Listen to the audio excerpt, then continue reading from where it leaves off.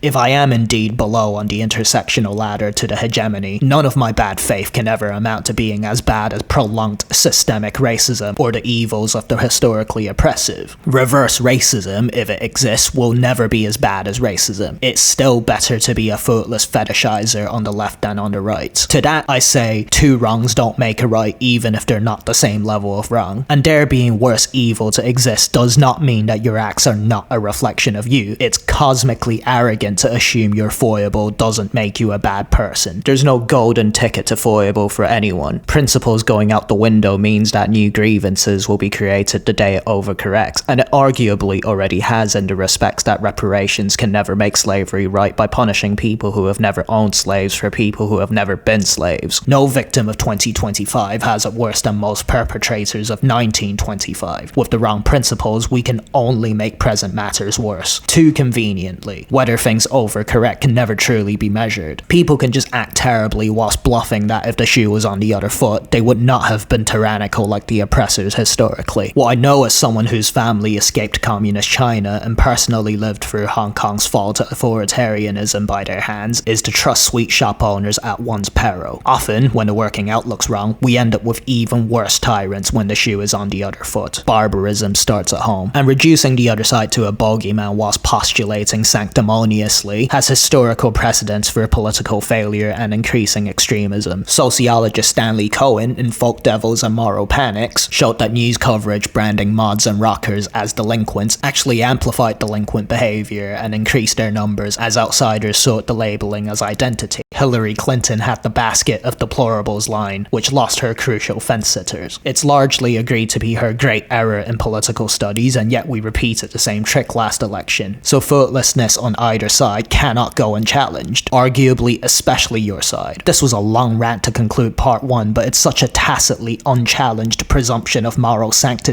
that I felt it deserved logical assassination. To go back to art then, art's mandate was once to help expand our minds, act as a corrective to said footlessness, to help us live outside our heads. They now pornographically fortify the furniture within, which in turn corrupts the external in a feedback loop, and it doesn't work for anyone's cause.